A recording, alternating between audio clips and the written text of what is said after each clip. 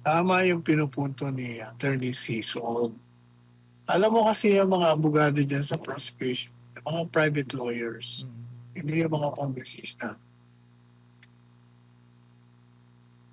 Ang nakikita ko sa kanila, lalo na yung nag-post na yun, palibasa, hindi naman siya kilalang abogado.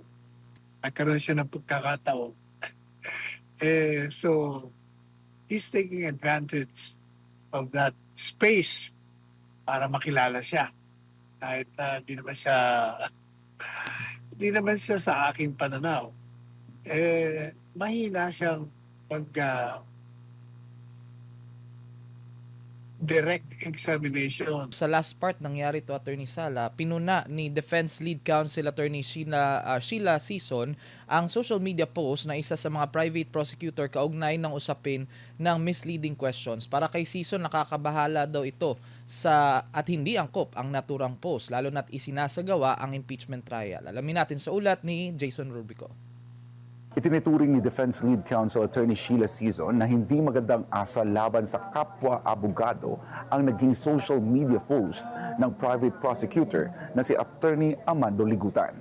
Tinuligsan ni Defense Lead Counsel Attorney Sheila Sison ang social media post ni Prosecution Counsel Attorney Amando Ligutan kaugnay na naging palitan ni na Private Prosecutor Attorney Lorna Kapunan at Defense Lawyer Attorney Christine Ferrer tungkol sa paggamit ng misleading questions sa cross-examination. Ayon kay Sison, hindi naaangkop ang naturang post lalo na habang isinasagawa ang impeachment trial. I find it troubling that a private prosecutor would do this in the middle of a courtroom hearing.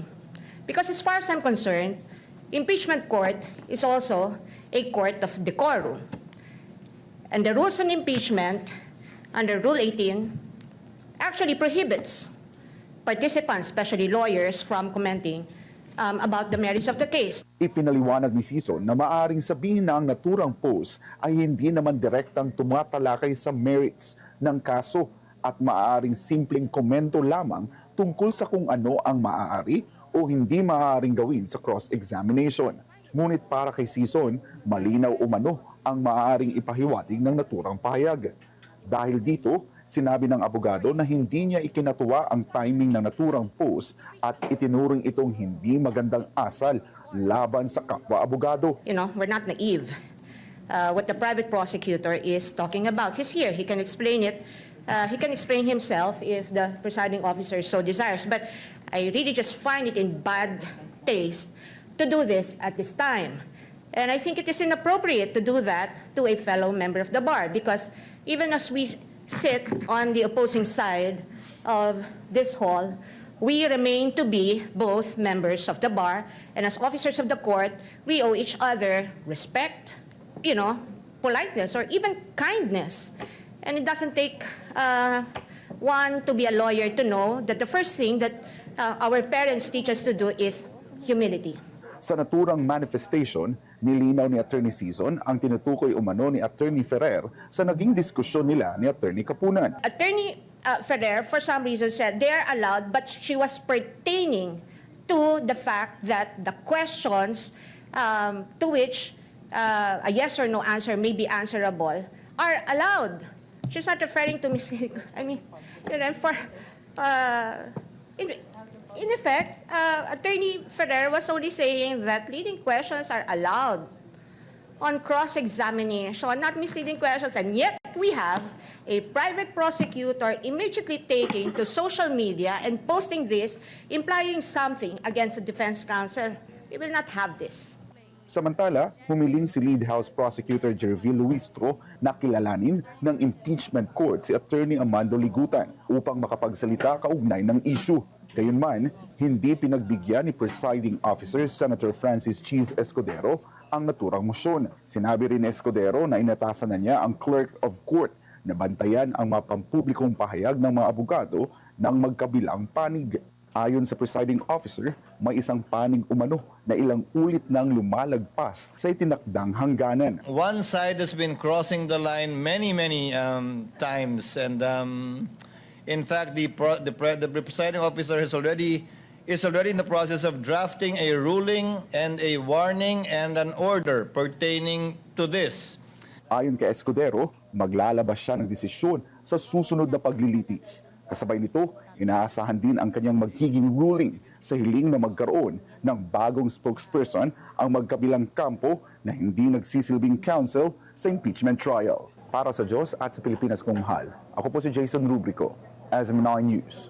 Ayun po, Attorney Sal. Ano naman po ang masasabi ninyo doon sa naging pahayag ni Attorney Sison kaugnay nga po doon sa ginawang post at actually same day din ipinost nung prosecutor counsel yung naturang post, Attorney Sal? Tama yung pinupunto ni Attorney Sison. Alam mo kasi yung mga abogado dyan sa prosecution, mga private lawyers, hindi yung mga kongresista. Ang nakikita ko sa kanila, lalo na yung nag-post na yun, palibasa, hindi naman siya kilalang abogado. Nagkaroon siya ng pagkakataon. So, he's taking advantage of that space para makilala siya. Kahit hindi naman siya sa aking pananaw. Mahina siyang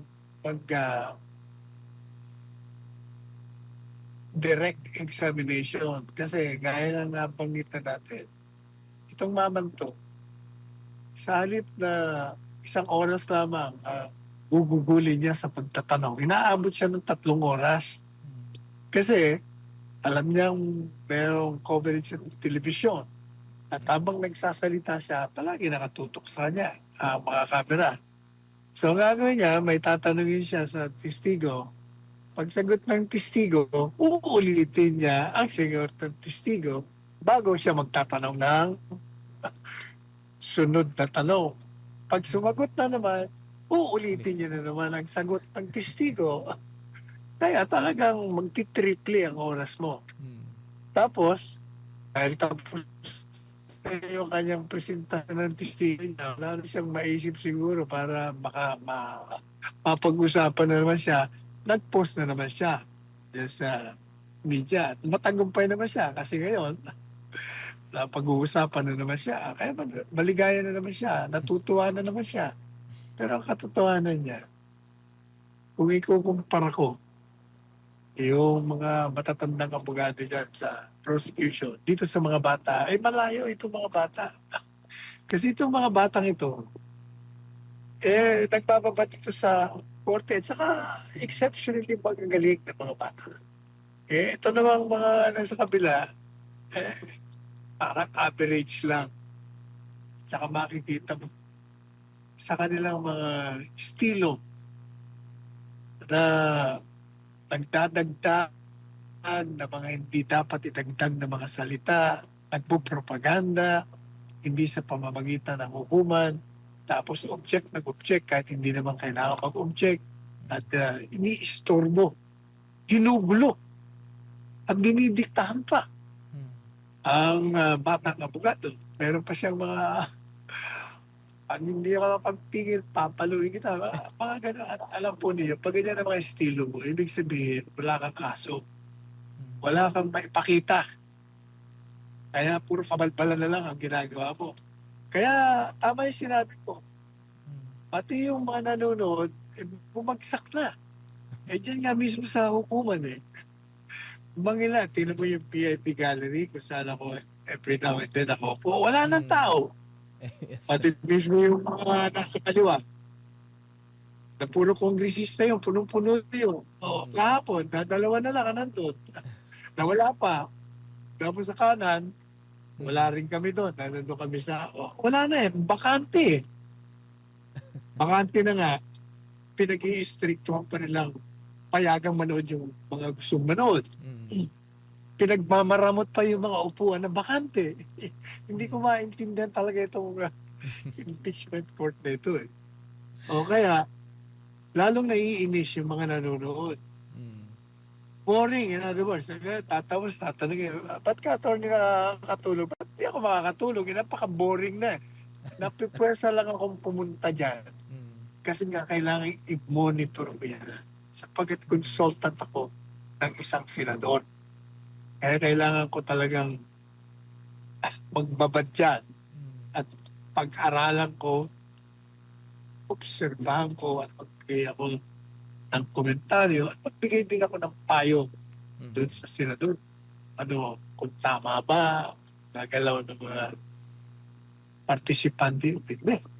Nagbibigay ako ng mga mungkahe ng magandang itanong, ng magandang ipahayag. Pero talagang makakatulog ka eh. Kahit anong pilit mo, ang iba nga, napapansin ko, ewan ko kung napapansin nyo, ilang araw ko nang napapansin yan, yung mga senador hindi nakikinig, nagkikwentuhan. Ayun. Nakatalikod pa sa camera eh. Sabihin, karap niya yung isang senador. Kwentuhan sila, tawa na sila.